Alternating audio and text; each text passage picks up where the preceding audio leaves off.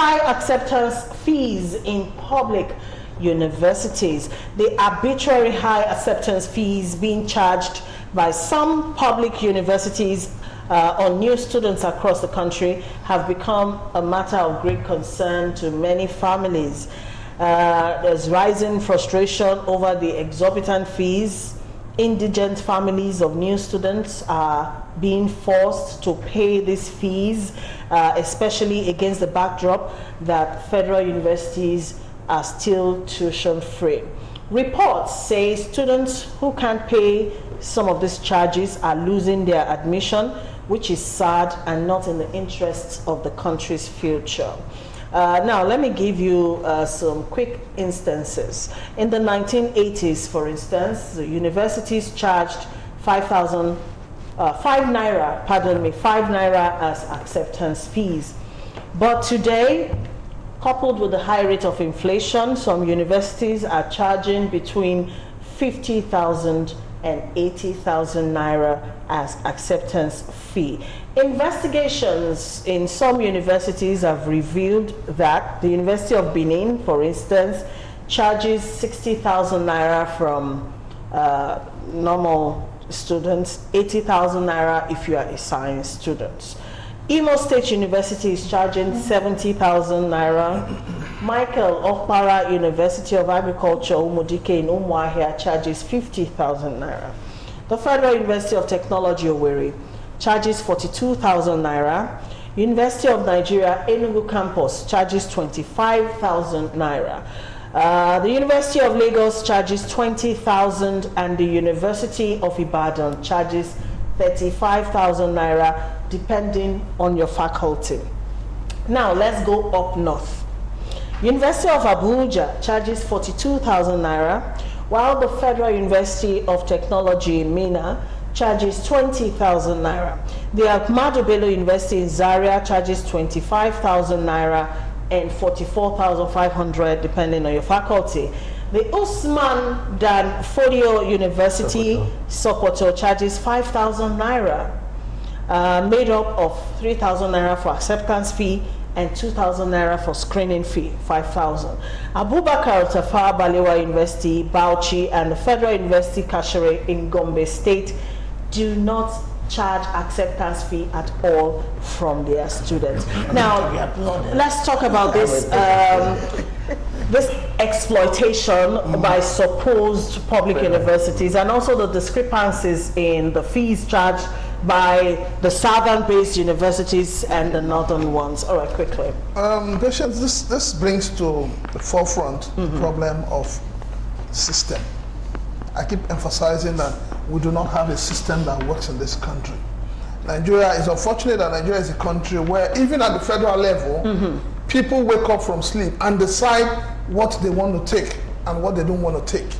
Because if we have a system where it's a unified salary structure, I see no reason why the federal universities will be charging different things. It brings back to the fact that governments still do not understand that her role is not to do business. Her role is to set structures that helps businesses to survive. Okay. And as federal universities, I think that every one of them should emulate the ones in Bombay also that don't collect. I don't even know why they collect this money, because they still get all the subventions from the federal government. So what is all this? It is the money for the VC, the registrar, for them to eat. Let us say it the way it is. And this thing should be corrected. The federal government, the Minister of Education should wake up to his work and do the right thing. Okay, and of course, Mazi, before you contribute, aside from these acceptance fees, there are other sundry charges such as registration fee, departmental fee, faculty fee, results verification fee, examination fee, information technology fee. What the heck is that? And endowment fee, amongst others. And it ranges from 120,000 to about 150,000, especially in the southern parts of the country. Yeah, you see, even with all those charges, the facilities there are nothing to write home about. Zero. We talk about the toilets and things like that in most. Then all these fees being charged by this university, especially the ones in the south, find their ways into the private parts of the VCs and things like that. And he talked about policy and things. I say standard. We don't have standard.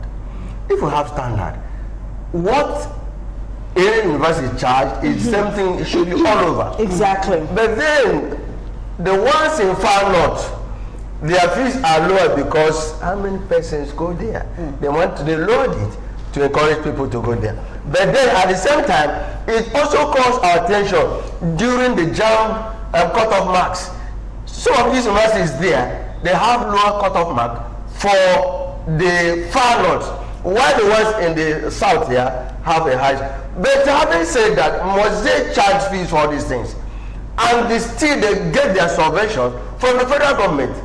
Apart from hidden agendas, hidden charges, which find themselves into the pockets of the VCs and things like that. And students are being made to pay other things outside this. I heard you read endowment, whatever. Endowment. Is for what? Screening, for what? Verification, for what? All these things, only for the poor man to suffer. Why the education is supposed to be, especially what's in the federal university, should be free. But then, they are not free because they've now put a very heavy burden on the parents who are struggling to make sure that children go to universities.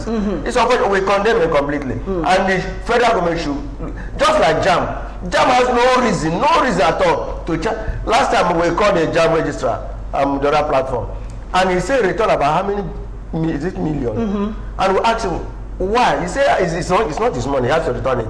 Must JAMB take some money? And no candidate sits for JAMB with anything less than maybe 10,000, 4,000 plus. We don't have reason for that. So federal government, we are inviting you through this media to look into these federal universities. All right, Mr. Zakama. Yeah, it's important to note that it's actually education that defines a country. You need to educate the youth. It's very, very important. Without that, every country will atrophy, and with time just go nowhere, disintegrate.